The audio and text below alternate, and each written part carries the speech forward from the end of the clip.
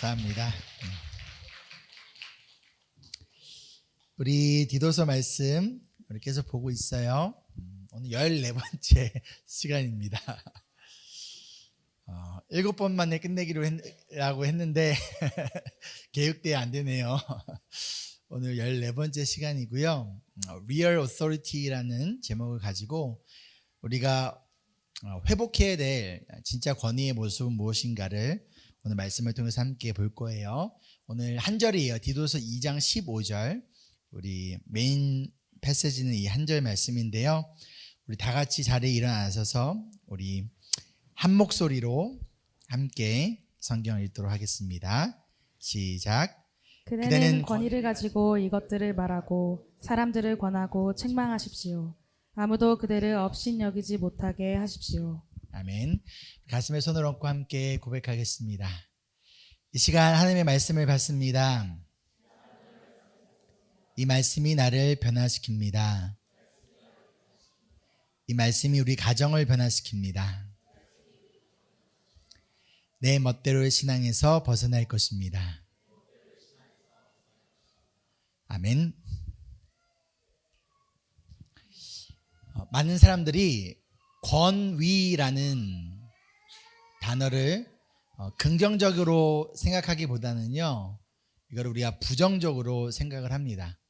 여러분 어떠하세요? 권위라는 말을 들었을 때, 또는 저 사람 되게 권위적이야 그 말을 굉장히 좋은 의미로 사용하신 분 계세요? 그렇지 않죠? 저 사람 되게 권위적이야. 목사님 되게 권위적이야. 혹시 이렇게 생각해 보신 적 있으신 분 계신가요? 왜 없다고 말이 없죠? 우리가 뭔가 권위라는 단어를 굉장히 부정적으로 생각을 해요. 근데 그 이유가 뭐냐면 권위 자체가 잘못된 것이 아니라 잘못된 권위로 인하여 우리가 상처를 받은 경험이 있기 때문이에요. 그러다 보니까 권위를 무조건적으로 반대하거나 또는 탈권위주의라고 해서 권위를 벗어나야 돼. 우리가 권위적이면 안 돼. 그리고 교회는 아니면 공동체는 권위가 없어야 돼. 우리가 권위를 내려놔야 돼. 이런 식으로 우리가 표현을 하고는 합니다. 여러분 어떠세요? 우리 주영 선생님 어떠신가요? 동의하나요? 아니면 그렇지 않나요? 동의해요? 그렇다면 중요한 것은요, 권위 자체가 잘못된 건 아니에요. 왜냐하면 성경은 분명히 하나님의 권위, 예수님의 권위, 또한 부모의 권위, 세상의 지도자들에 대한 권위, 우리 다음 주에 볼 거예요. 또한 교회 안에서 영적 리더들에 대한 권위 등등 권위를 인정하고 있어요. 그리고 그 권위에 순종하고 따르라라고 이야기를 하고 있어요. 그렇다면 문제는 권위 자체가 잘못된 것이 아니라 우리가 성경에서 이야기하고 있는 진짜 성경적인 권위와 복음적인 권위를 사용하지 않고 잘못된 권위, 가짜 권위, 또한 율법적인 권위, 그리고 꼰대 권위로 인하여서 우리가 권위를 너무나 잘못된 시선으로 바라보고 있는 것은 아닐까요? 우리가 오늘 말씀을 통해서 우리 가정과 교회와 나아가 여러분들의 직장 안에서 우리가 어떻게 하면 성경적인 권위의 모습을 가지고 또 복음적인 권위를 적용하며 나아갈 수 있을지를 함께 좀 나눌 예정이에요. 그런데 진짜를 알기 위해서는 먼저 뭘 알아야 될까요? 가짜가 뭔지, 잘못된 게 무엇인지를 먼저 알 필요가 있어요. 우리 한 4가지 정도 잘못된 권위의 모습을 볼 건데, 첫 번째가 독재적 권위예요. 이 독재적 권위의 특징은 뭐냐면요, 다른 사람들의 생각과 의견을 전혀 듣지 않아요. 그냥 일방적으로 명령만 내리는 거예요. 그런데 그것에 대한 다른 생각이나 반대 생각이 있다면 그것을 절대로 허용하지 않습니다. 말조차 할 수 없는 거예요. 예를 들어서 가정에서 부모가 자녀에게 이렇게 얘기하는 것이죠. 어떠한 디테일한 설명 없이 이거 해, 이유는 묻지 마 라고 얘기한다라면, 또는 때론 이해하지 못하는 혹은 자녀의 어떠한 의견이나 감정을 존중하기보다는 너는 아직 어려서 몰라 라면서 일방적으로 그 감정을 무시하는 경우가 있을 수 있겠죠. 또는 교회에서 목회자가 이렇게 얘기를 하는 거예요. 목사의 말은 곧 누구의 말이다? 하나님의 말씀이다. 그래서 목사의 말을 거역하는 것은 누구를 거역하는 거다? 하나님을 거역하는 거다. 천벌을 받을지어다. 지옥에 갑니다. 라고 하면서 때로는 성도들의 어떤 질문이나 이의 제기를 믿음이 부족한 것처럼 정죄하기도 한다는 것이죠. 이것은 잘못된 권위의 모습이에요. 직장에서도 마찬가지로 팀 리더가 팀 미팅을 하는데 이미 팀 리더 혼자 모든 것을 다 결정하고 온 거예요. 그러니까 팀원들에게 내가 결정한 대로 무조건 따라, 팀원들의 의견은 필요 없어 라고 독단적으로 결정을 합니다. 이것이 독재적 권위의 특징이라면, 두 번째는요, 남용하는 권위가 있어요. 나에게 주신 권위를 권력으로 알고 그것을 가지고 누군가를 신체적으로, 때로는 정서적으로 학대를 하는 거예요. 권위를 이용해서 폭언을 하기도 합니다. 그 사람의 인격을 무시하기도 합니다. 비난하기도 합니다. 모욕하기도 합니다. 심지어 때로는 신체적 폭력을 하기도 합니다. 실수를 할 수도 있어요. 그런데 그 실수를 굉장히 과도하게 비난하거나 그거 인하여 그 사람을 차별적으로 대우하기도 합니다. 그런데 상대방을 조종하기 위해서 그 사람의 마음에 뭘 심어줄까요? 죄책감과 두려움을 심어주는 거예요. 그래서 그 죄책감과 그 두려움을 가지고 그 사람을 이용하고 컨트롤하려고 하는 것이죠. 예를 들어서 가정에서 자녀가 잘못했을 때 부모가 어떤 폭언이나 모욕적인 말을 하면서 너는 쓸모없어 라면서 상처를 줍니다. 혹은 왜 그런 잘못을 했는지 그 이유에 대해서 들어보지 않고 그저 신체적 벌을 주기도 합니다. 또는 교회에서 성도들이 실수했을 때 리더가 혹은 누군가가 공개적으로 막 창피를 주는 거예요.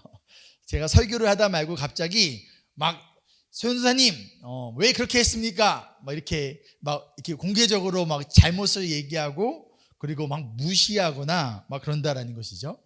또는 직장에서 팀 리더가 자신의 기분에 따라서 특정 팀원을 차별적으로 대우하면서 불공정하게 대한다라는 거예요. 즉 나에게 주어진 권한을 어떻게 하는 거예요? 남용, 잘못 사용하고 있는 모습이겠죠. 세 번째로는요, 무책임한 권위의 모습도 있어요. 책임을 회피하는 거예요. 나에게 주어진 특권과 권력은 누리려고 하지만 그거에 대한 결과에 대해서는 책임지려고 하지 않아요. 공동체에 문제가 생겼습니다. 그럼 그 문제를 누구한테 넘기는 거예요?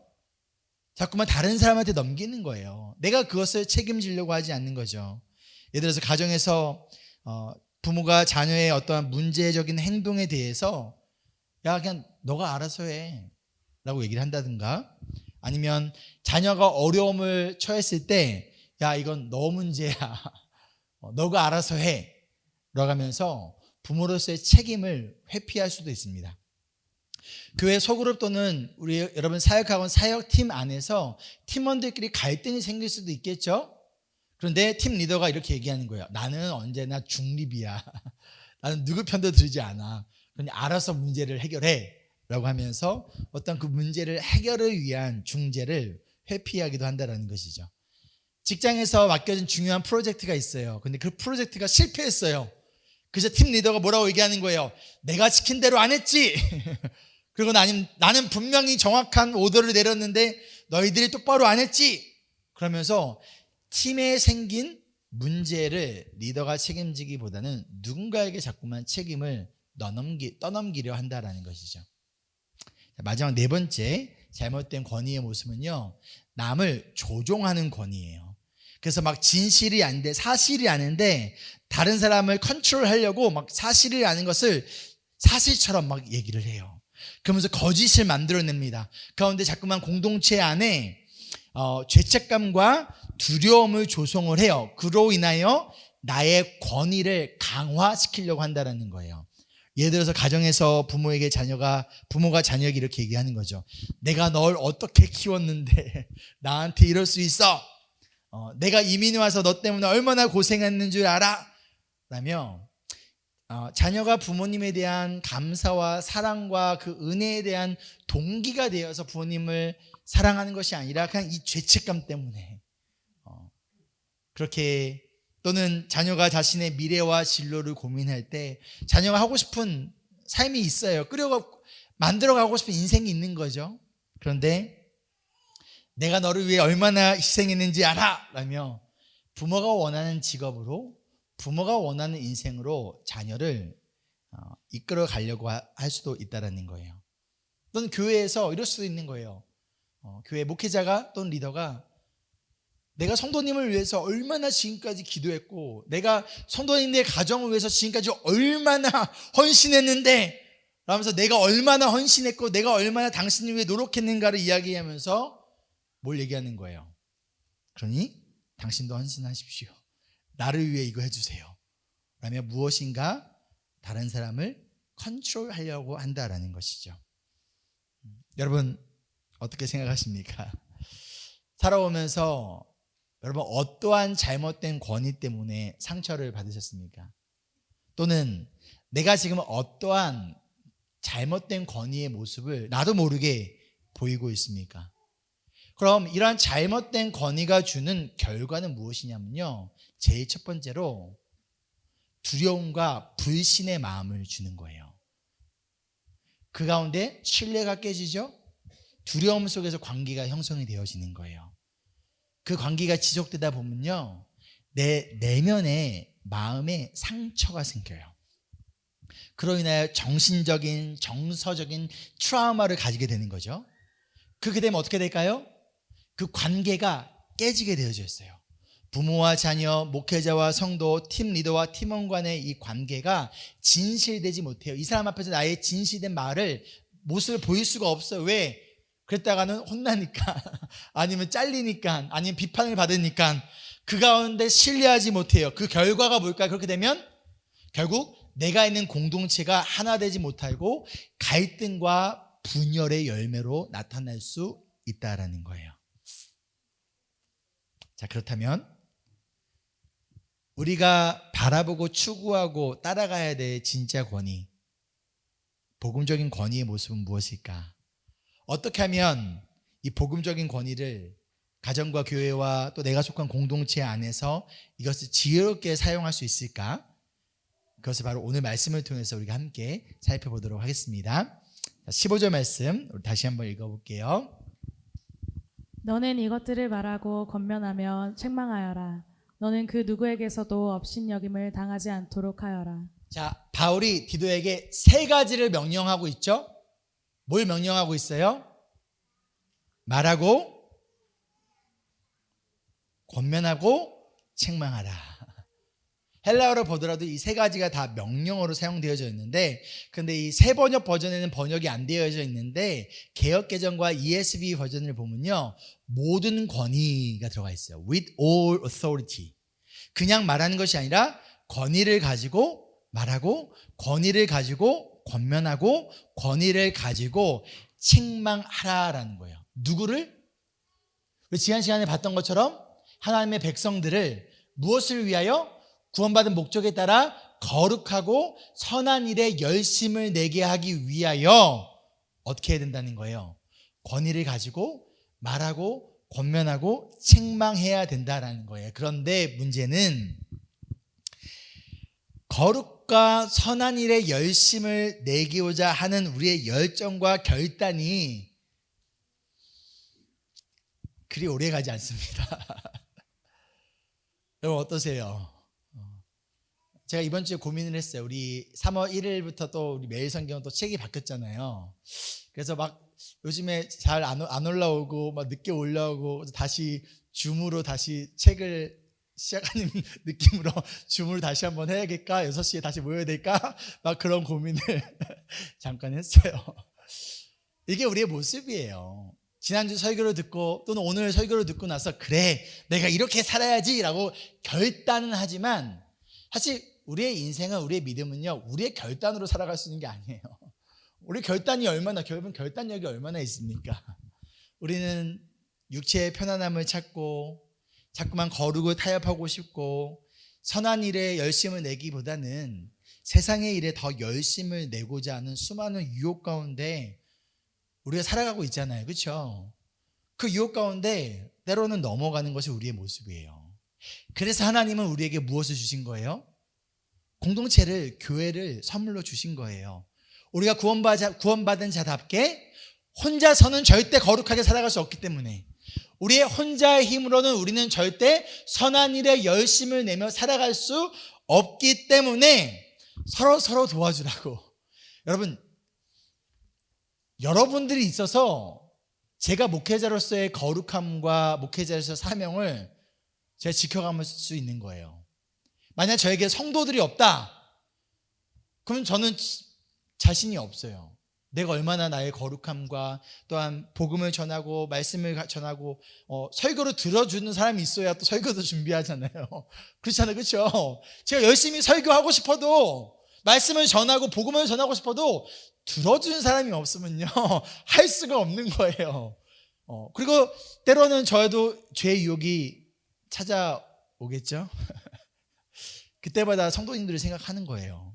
내가 우리 성도님들한테 이렇게 가르쳤는데, 이렇게 설교했는데, 그러면 성도님들을 생각하면서 그때 제자훈련 때 우리 어떤 A라는 성도님이 이런 믿음의 고백을 했었지, 막 그것이 떠오르는 거예요. 그래, 맞아. 그 생각을 하면서 저도 저의 거룩함을 지키며 선한 일을 열심히 살아가는 거예요. 마찬가지로 여러분에게도 목회자가 필요하고 동시에 우리 성도들이 필요한 거예요.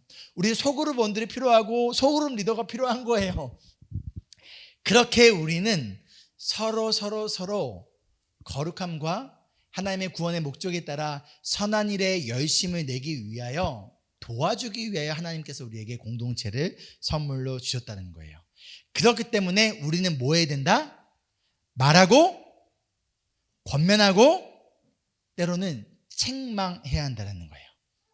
근데 여기서 중요한 것이 뭐냐면, 이것을 행하는 사람이, 말하고 권면하고 책망하는 사람이 가짜 권위를 가지고 행동하는 것이 아니라 진짜 권위, 복음적인 권위를 가지고 있어야 한다는 거예요. 그렇다면 성경에서 말하는 복음적인 권위란 무엇인가? 무엇보다도 이 권위는요, 하나님의 말씀에 근거한 권위예요. 즉, 성도님들께서 목회자인 저를 리스펙트 해주시고 따라주신 이유가 제가 목사라는 타이틀을 가지고 있기 때문이 아니에요. 그렇죠?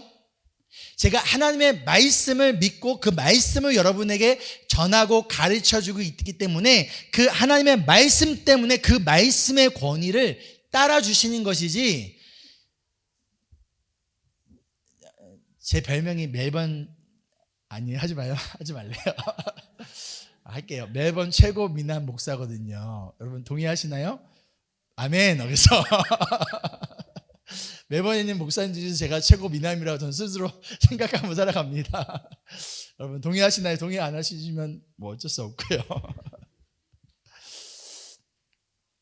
다른 그 어떤 것 때문이 아니라 하나님의 말씀을 가리키기 때문에, 그 말씀에 대한 권위 때문에 따라주시는 거잖아요. 그렇죠?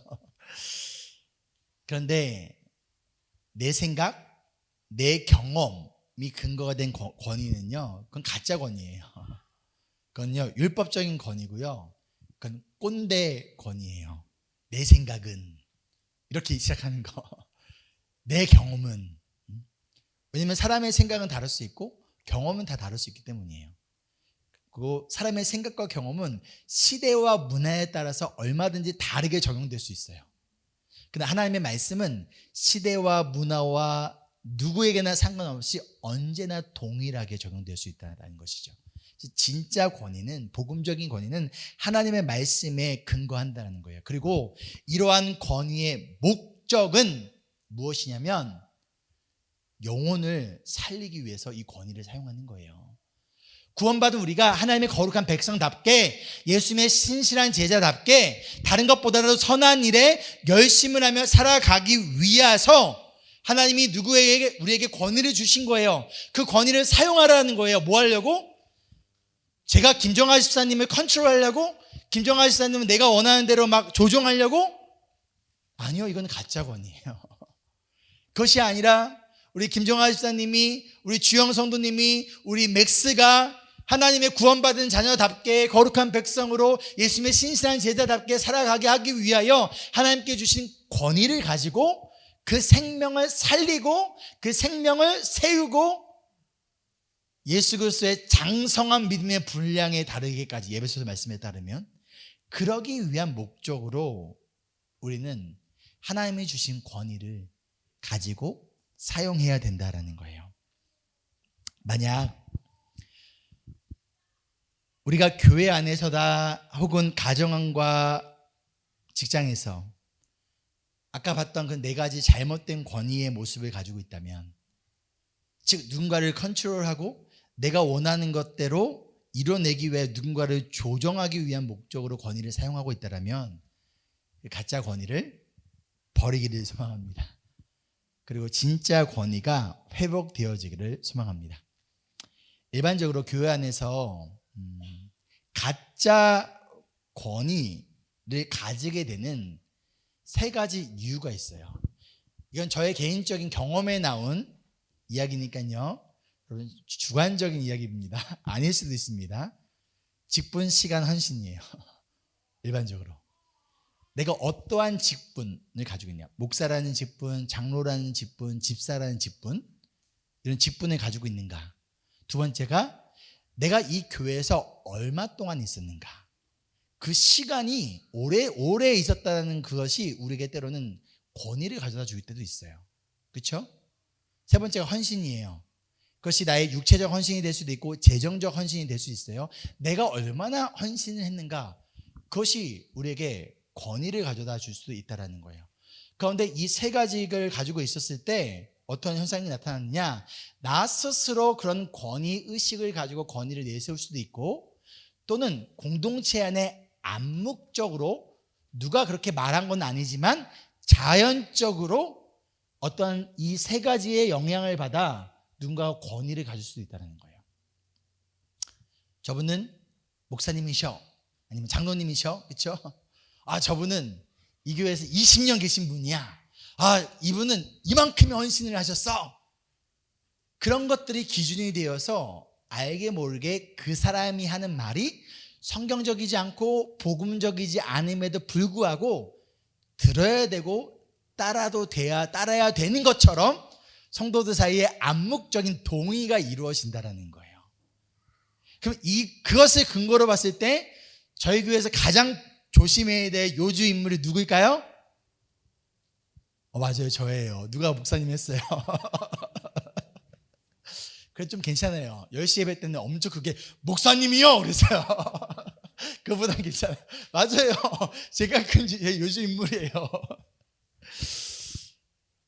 그러나 복음적인 권위는 내가 어떠한 직분을 가지고 있는가, 얼마만큼 오랫동안 섬겼는가, 얼마만큼 헌신했는가를 통해 나타나는 것이 아니라 내가 얼마만큼 하나님의 말씀을 신뢰하고 있는가, 하나님의 말씀을 전하고 있고 그 하나님의 말씀대로 살아내기 위하여 발버둥 치고 있는가, 그것을 통하여 가운데 공동체를 위하여 섬기고 희생하고 은혜와 사랑의 모습으로 나타난다는 거예요.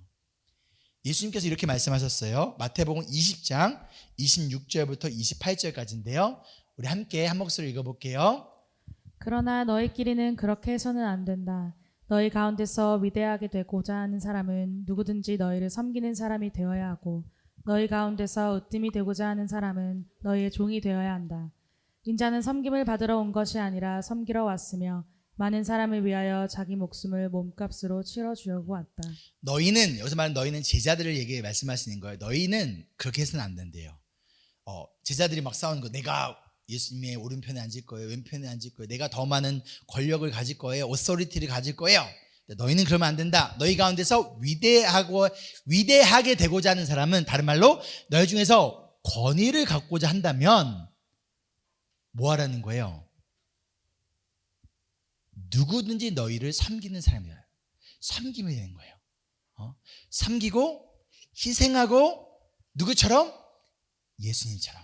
인자가 섬김을 받으러 온 것이 아니라 섬기러 왔으며 많은 사람을 위하여 자기 목숨을 몸값으로 치러주고 왔다. 즉 예수님께서 그 영적 권위를 가질 수 있었던 이유가 뭐냐? 하나님의 뜻과 하나님의 말씀에 따라 이 땅에 오셔서 십자가에서 희생적인 섬김과 그 사랑을 통하여 영적 권위를 가지신 것처럼 우리가 만약에 권위를, 복음적인 권위를, 진짜 권위를 가고자 한다면 그런 우리에게 필요한 모습은 뭐냐면 내가 먼저 섬기고 내가 먼저 낮아지고 내가 희생하는 그 사랑의 모습을 통하여 누군가에게 정죄감을 심어주고 죄책감을 심어주고 두려움을 심어주는 것이 아니라 은혜와 사랑을 통하여 공동체를 세우고 이끄는 것이 바로 성경적인 권위, 복음적인 권위, 예수님이 보여주셨던 권위라는 거예요. 이 권위의 모습은요, 가정에도 동일하게 적용됩니다. 에베소서 6장 4절 말씀 우리 함께 읽어볼게요. 또 아버지 되니 여러분의 자녀를 노엽게 하지 말고 주님의 훈련과 훈계로 기르십시오. 자녀를 노엽게 하지 말라라고 얘기합니다. 부모가 자녀의 감정과 생각을 무시하지 말라라는 거예요. 어떤 절대적인 복종과 독재적인 권위를 내세우면 안 된다라는 거예요. 어떤 공포와 두려움으로 자녀를 통제해서는 안 된다라는 것이죠. 우리가 흔히 하고 있는 잘못된 율법적인 자녀 양육의 모습이 뭐냐면 너 그거 했어? 그거 안 하면 이거 안 줘 이거예요. 또는 그거 안 하면 그거 못하게 할 거야. 엄마 말부터 들어. 또 아빠가 시킨 것부터 해. 그래야지만 너 이거 얻을 수 있어. give and take죠. 먼저 부모를 만족을 시켜야 되는 거예요. 그래야 얻을 수 있는 거예요. 그것이 하나님과의 관계에도 영향을 가요. 내가 어떻게 하면 하나님의 마음을 만족시킬까? 그래야 뭘 얻는 거예요? 내가 원하는 것을 얻을 수 있어요. 하나님의 마음을 내가 어떻게 하면 잘 들어야지. 그래야 내가 원하는 거 빼앗기지 않을 수 있어. 때론 율법적인 자녀 양육이 하나님과의 관계에 너무나 큰 영향을 미칠 수 있다는 거예요. 가운데서 이어서 뭐라고 얘기합니까? 공포와 두려움으로 자녀를 통제해서는 안 되고 동시에 자녀에게 무관심해서도 안 돼요. 근데 특별히 무엇에 대한 무관심이냐? 오늘 말씀에 에베소서 6장 4절에 이렇게 얘기하죠. 주님의 훈련과 훈계로 기르십시오. 무슨 말이에요? 하나님의 말씀을 가지고 자녀를 양육하라라는 거예요. 그런데 만약 내가 말씀을 가지고 자녀를 양육하고 있지 않다라면 그것은 영적 교육을 방치하고 있는 거예요. 자녀들을 양육해야 될 책임을 누구한테 맡기는 거예요? 교회에게 맡기는 거죠. 우리 전도사님들한테 맡기는 거죠. 성경은 누구에게 주셨는데? 부모에게 주셨는데. 즉 무책임한 권위의 모습을 가지고 있다라는 것이죠. 저도 자녀를 키워봤어요. 우리 이제 14살, 11살 됩니다. 그래서 아이들이 크어가면서 얼마나 부모의 말을 점점 잘 안 듣는지 너무나 잘 알아요. 그런데도 저도 나도 모르게 욱 할 때가 있을까요? 없을까요? 있어요. 당연합니다. 우리 다음 주 우리 페런트 컨퍼런스 때 제가 아주 자세하게 나눠드릴게요. 우리 서로 좀 공감이 필요합니다. 부모끼리 공감과 위로가 필요해요. 저도 위로가 필요합니다.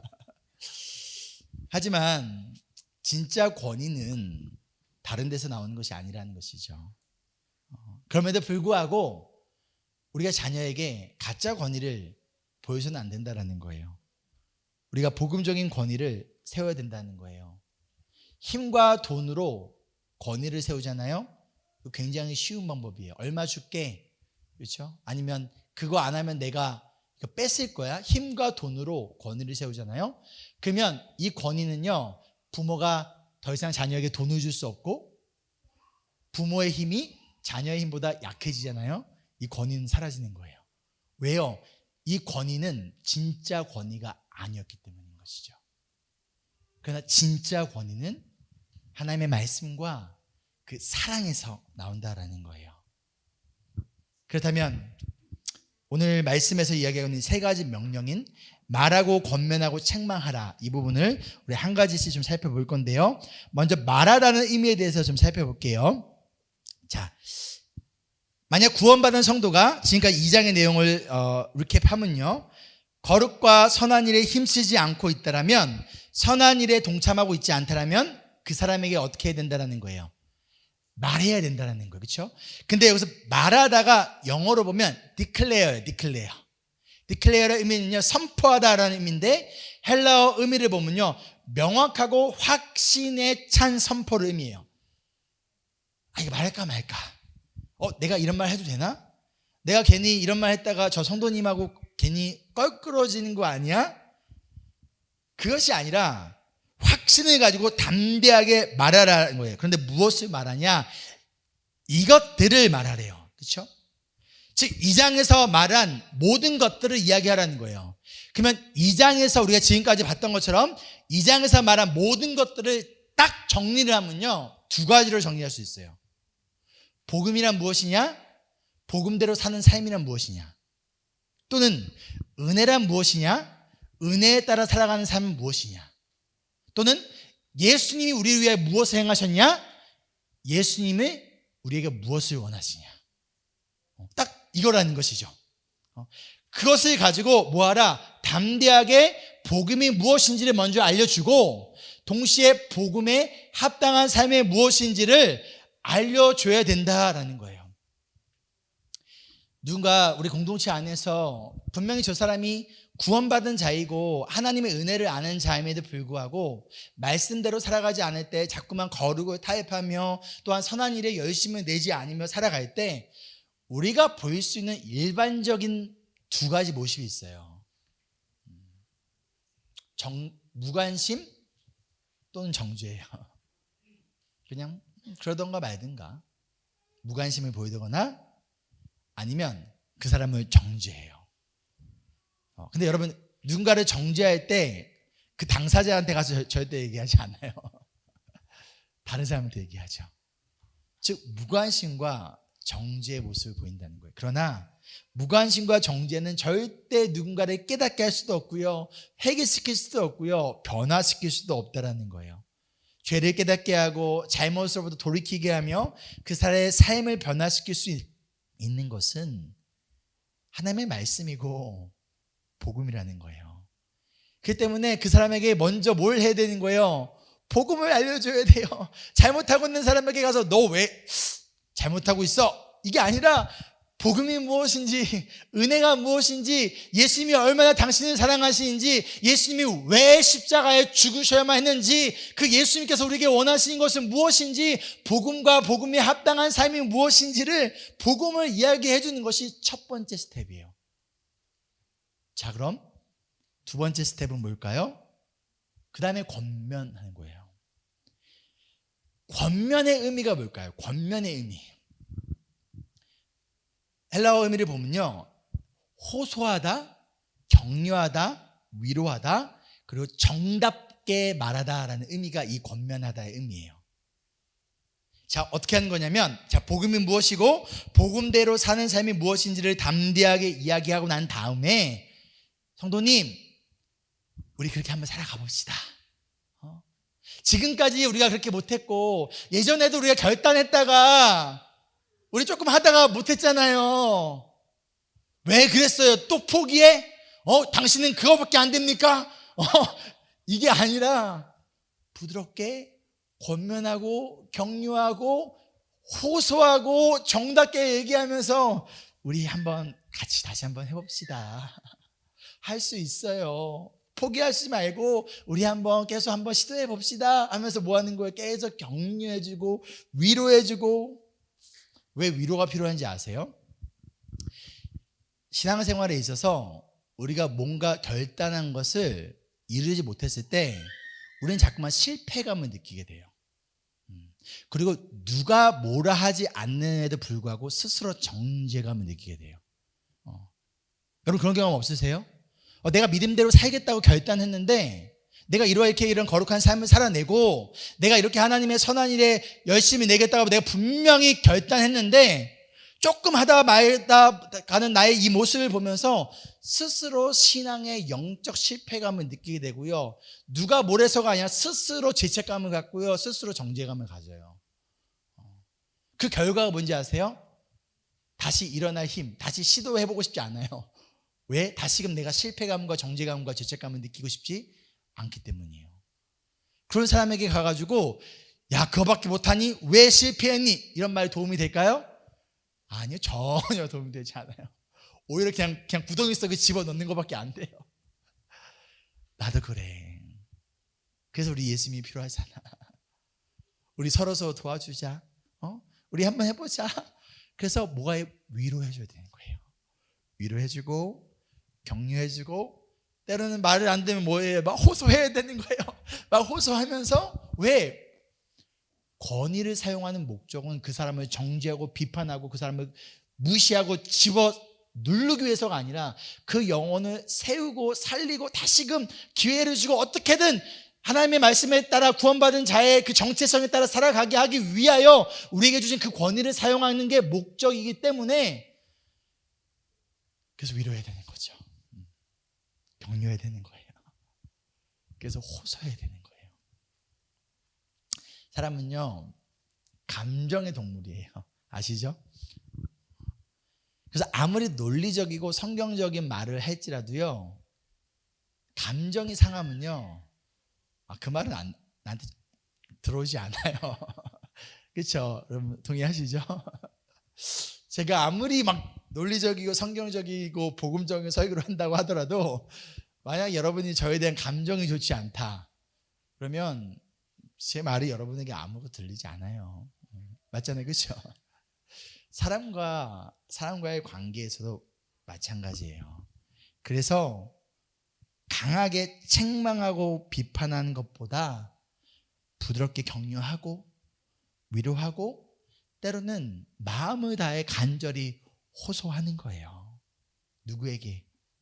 우리 성도들에게, 나의 배우자에게, 그리고 우리 자녀들에게 마찬가지라는 것이죠. 이것이 우리에게 주어진 복음적인 권위를 올바르게 사용하는 두 번째 모습이에요. 자, 그런데 또 말을 듣지 않아. 그럼 어떻게 될까요? 포기해야 되나요? 그 다음 스텝으로 가야 되겠죠? 그 다음 스텝은 뭐냐면 책망이에요. 그 다음이 책망이에요. 우리는 너무나 이 순서를 건너뛰어서 자꾸만 책망부터 하려고 해.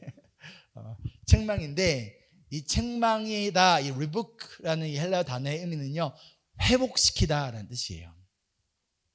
정죄가 목적이 아니라 책망하는 이유와 목적이 뭐라는 거예요? 저 사람을 회복시키기 위해서라는 거예요. 디모데후서에서도 말씀하듯이 책망해야 되는데 그 대신 무엇을 가지고 책망하느냐? 모든 성경으로. 즉 여러분, 구약과 신약과 있는 이 모든 성경 말씀을 가지고 말씀에 비추어 내가 아니라 하나님의 말씀이 그 사람을 책망하게 하라는 거예요. 내가 책망하는 것이 아니라 나는 하나님이 저 사람을 책망할 수 있도록 하나님의 말씀을 전달해주는 그 역할을 감당하는 거예요. 제가 지금 그 역할을 감당하고 있는 거예요. 저는 여러분들이 한 주간에 어떻게 살아가고 있고 어떠한 죄를 짓고 있고 무엇에 타협하고 있는지 저는 잘 알지 못해요. 아는 것도 있겠지만 그러지 못하는 게 더 많이 있어요. 종종 성도님께서 그런 얘기 하세요. 목사님, 뭐 우리 집에다가 어디 도청기를 심어 놓으셨습니까? 아니면 우리 남편이나 아내한테 혹시 전화 받으셨나요? 뭐 등등등. 그분들의 상황과 그분들의 마음을 마치 제가 정말 다 아는 것처럼 얘기한다는 거. 근데 몰라요. 때로는 제 삶을 지키는 것만 해도 버거울 때도 많이 있어요. 그러나 내가 아니라 나의 역할은 하나님의 말씀을 전하는 것이고, 그때 성령님께서 여러분의 상황과 마음과 생각을 다 아시고 그것을 꿰뚫으시고, 히브리서 말씀처럼 좌우의 날선 검처럼 찔러 쪼개기까지 한다라는 거예요. 제가 여러분을 알아서 책망하는 것이 아니라 하나님의 말씀이 선포되어질 때, 그 말씀을 내가 읽고 들을 때 성령님께서 우리를 책망하세요. 근데 그 책망의 목적은 정죄가 아니에요. 회복이에요. 요한계시록 말씀에 따르면 예수님께서는요, 누구를 책망하고 누구를 징계한다고 말씀하십니까? 내가 사랑하는 사람이에요. 예수님은, 하나님은 자신이 십자가에 죽기까지 사랑한 우리를 그냥 그렇게 살아가도록 놔두지 않으신다는 거예요. 사랑하기에 그냥 내버려 두는 것이 사랑이 아니라는 거예요. 사랑하기에 뭐 한다? 때로는 책망하는 거예요. 사랑하기에 때로는 징계한다라는 거예요. 하지만 징계하기 전에 먼저 뭐 하세요? 책망부터 먼저 하세요. 책망하는데 안 들어. 그럼 어떻게 해요? 그 다음 징계하는 거예요. 그러면 책망과 징계를 받지 않으려면 어떻게 해야 돼요? 이어진 말씀을 뭐래요? 그러므로 너희는 열심히 내어 노력하고 회개하는 거예요. 주님 앞에 나와 회개하는 거예요. 그러면 이 책망의 동기가 무엇인지 알 수 있죠? 사랑하는 거예요. 사람은 누구나 다른 사람에게 싫은 소리 하기 싫지 않습니다. 그냥 좋은 소리만 하고 싶어요. 괜히 싫은 소리 하고 나면요, 마음이 찝찝해요.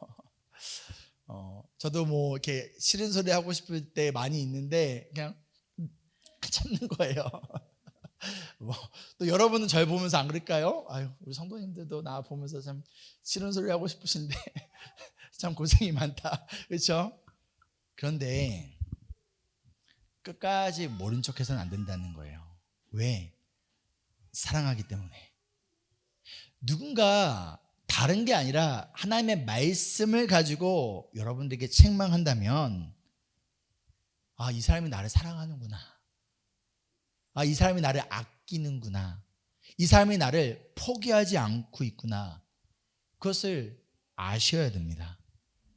내가 분명히 잘못하고 있는데, 분명히 내가 이렇게 살면 안 되는데, 그것을 아는 주변의 사람들이 나한테 아무 말도 하지 않는다면, 또는 나의 삶 속에서 나는 책망을 받지 않고 있는 삶을 살아가고 있다면, 그 이유는 두 가지 중에 하나일 거예요. 첫 번째, 내가 너무 완벽하거나, 두 번째, 내가 사랑받고 있지 못하거나. 여러분, 책망받는다면 내가 지금 사랑받고 있구나, 그것을 느끼시기를 소망합니다. 사무엘하 12장을 보면요, 다윗이 저질러서는 안 되는 큰 죄를 저지르죠. 살인과 간음의 죄를 저지르고 난 그 다윗에게 나단 선지자가 찾아가요. 그 나단 선지자는요, 자기의 말을 하는 것이 아니라 하나님이 무슨 말씀을 하셨는지 하나님의 말씀을 이 다윗에게 전해요. 그를 하나님의 말씀을 가지고 책망합니다. 여러분, 나단 선지자의 입장에서 이게 쉬웠을까요? 그 당시에 가장 강력한 왕이에요. 자신이 아꼈던 우리야라는 장군조차도 전쟁터에서 일부러 죽게 만든 사람이에요.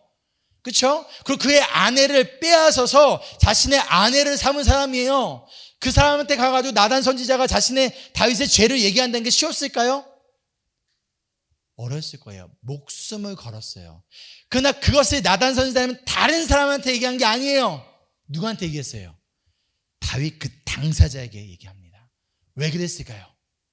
나단이 다윗을 사랑하기 때문이에요.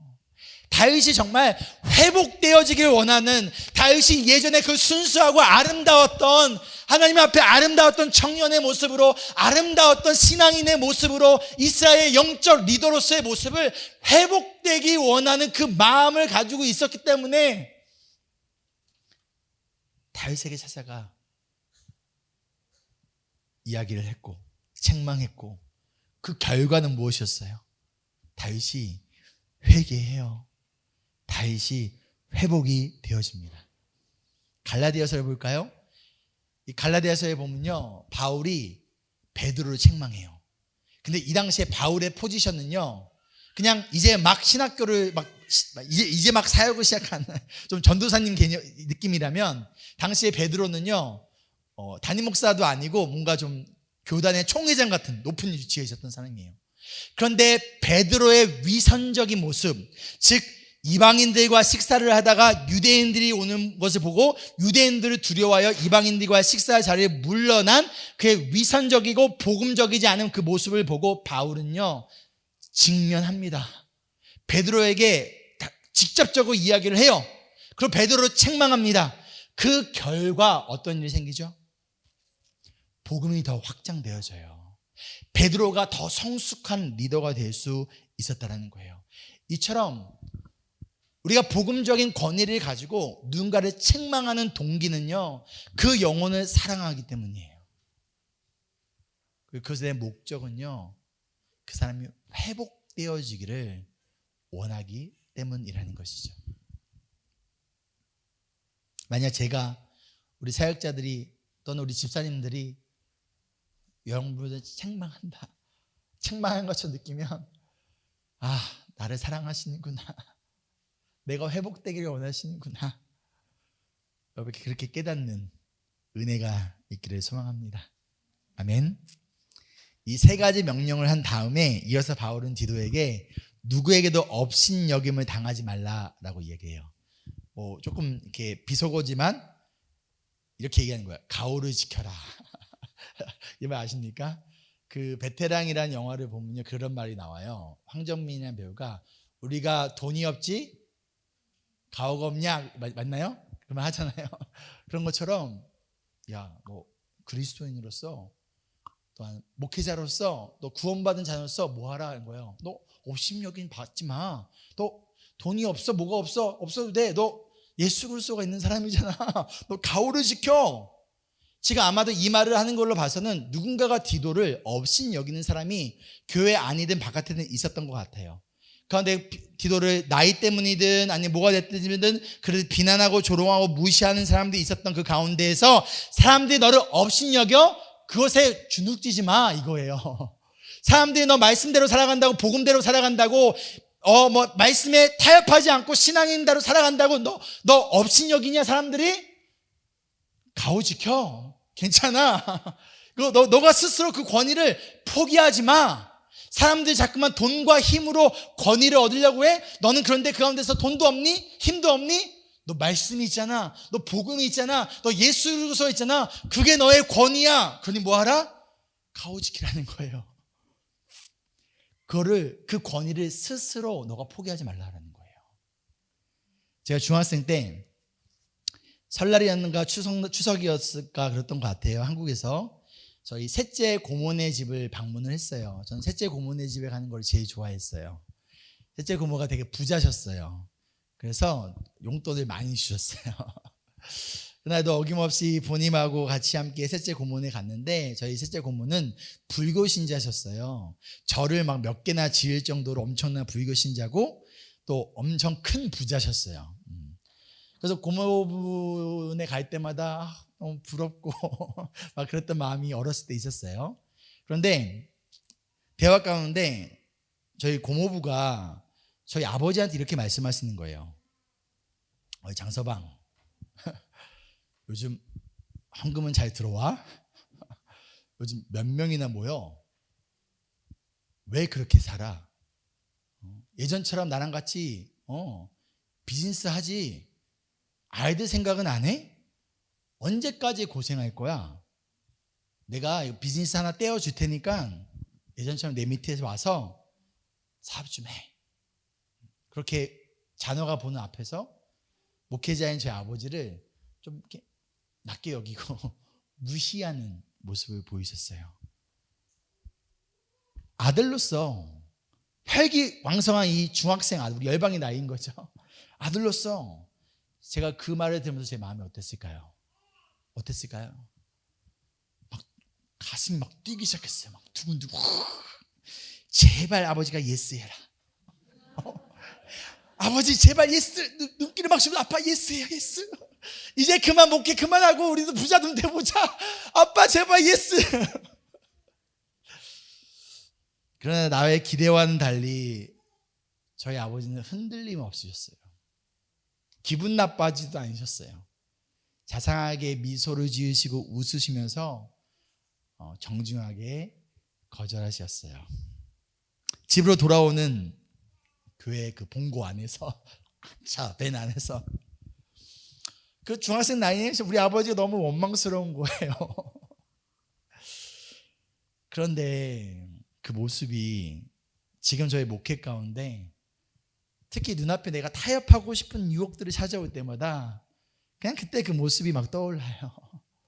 돈도 없었고 힘들었고 엄마도 뭐 유마티즈 관절염에 뭐 두 번 암 걸리시고 막 이런 상황들 가운데 그럼에도 불구하고 하나님의 말씀의 권위를 그리고 복음의 권위를 그리고 하나님이 나에게 주신 그 사명을 포기하지 않았던 그 당당했던 아버지의 모습이 지금은 굉장히 자랑스럽습니다.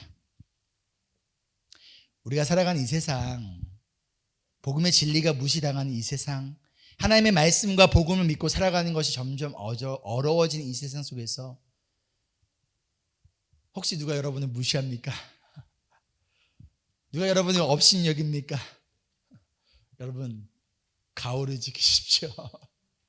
우리는 예수 그리스도를 얻은 사람이에요. 그럼에도 불구하고 당당하고 담대하게 우리의 거룩을 지키며 때로는 실패하고 넘어질 때 있어요. 그러나 다시 일어나 뭐 하면 되는 거예요? 다시 한번 거룩을 위하여서 다시 한번 선한 일에 열심을 내며 가운데 예수 그리스도의 은혜를 전하며 살아가는 하나님이 우리에게 주신 그 말씀과 복음의 권위를 스스로 포기하지 않는 우리가 되기를 소망합니다.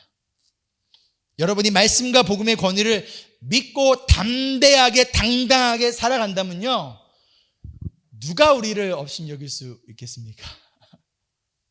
여러분 어떻게 생각하십니까?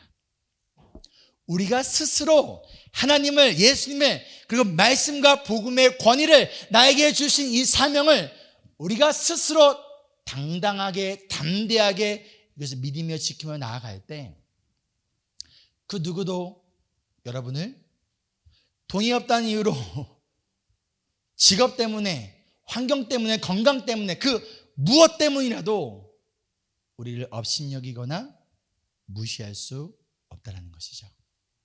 우리의 그 정체성과 자존심이 그리고 자신감이 다른 것이 아니라 하나님의 말씀과 예수 그리스도의 복음 안에서 발견되어지고 회복되어지기를 소망하며 축복합니다.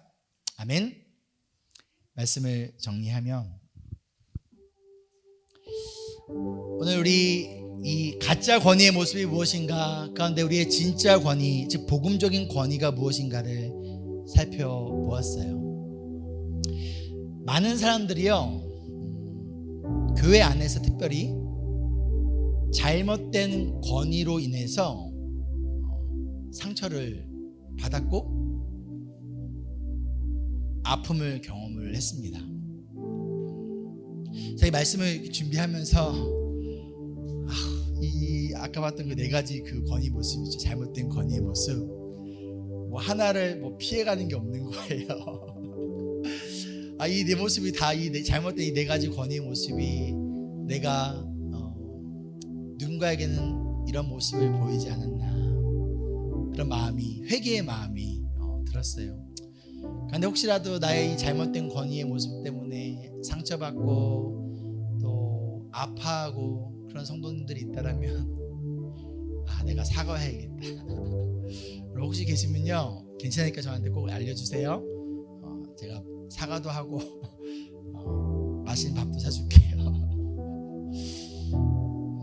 그러나 우리가 여전히 과거의 잘못된 권위의 모습에 사로잡혀 있는 것이 아니라 하나님의 말씀 안에 예수 그리스도의 복음에 근거한 권위를 가지고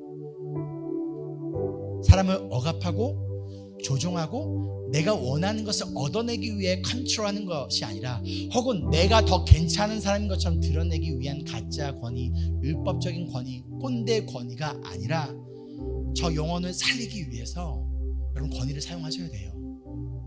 여러분, 저 영혼이 잘못된 길로 저렇게 살아가면 안 되기 때문에, 저 사람을 정말 사랑하기 때문에, 저 사람이 정말 회복되기 원하기 때문에, 저 영혼이 정말 하나님 보시기에 아름답고 하나님을 기뻐하는 자녀답게 살아가게 하기 위하여 하나님이 허락하신 권위라면 여러분 그거 사용하세요. 그 복음적인 권위를 가지고 피하지 말고 담대하게 말씀하셔야 됩니다. 그런데 저 영혼은 사랑하기 때문에 그 권위를 가지고 권면해야 돼요. 위로하고 격려하고 호소해야 돼요. 그러려면 나의 자존심도 내려놔야 돼요. 그 가운데 저 사람을 사랑하기에 저 사람이 진짜 회복되기 위해 정말 쉽지 않지만 그래도 책망해야 합니다. 그리야 할 때 우리 가정이, 우리 교회가 더 건강해질 수 있는 거예요. 그래야 우리의 영혼이 더 회복되어질 수 있고 성숙되어질 수 있고 성장되어질 수 있는 거예요. 그래야 할 때 거짓된 회복, 가짜 치유가 아니라 진정한 회복, 진짜 치유가 여러분 가정과 우리 교회 안에서 일어날 수 있습니다. 그러기 위해 우리의 그 모델이 되어주셨던 예수님, 우리에게 찾아오셔서 우리를 먼저 섬겨주셨고 십자가에서 자신의 생명을 몸값으로 내어주셨던 예수님의 그 헌신과 그 희생과 그 복음적인 사랑의 권위를 인정하고 바라보고 닮아가는 우리가 되기를 소망합니다. 우리 모두 이 복음적인 권위를 가지고 우리가 속한 그 자리 안에서 하나님의 그 거룩하신 권위가 임하시고 그 진정한 복음의 영향력들이 흘러가기를, 그리하여 회복되어지고 그리하여 성장되어지고 우리 모두가 함께 예수 그리스도의 그 장성한 믿음의 분량까지 함께 자라나기를 기대합니다. 아멘. 우리 함께 찬양하실까요? 작고 약한 내 모습 기댈 곳도 없는 나를 위로하시려 교회를 세우셨네. 주님은 다시네. 내가 넘어질 것도 그런 나를 위하여 교회로 세우셨네.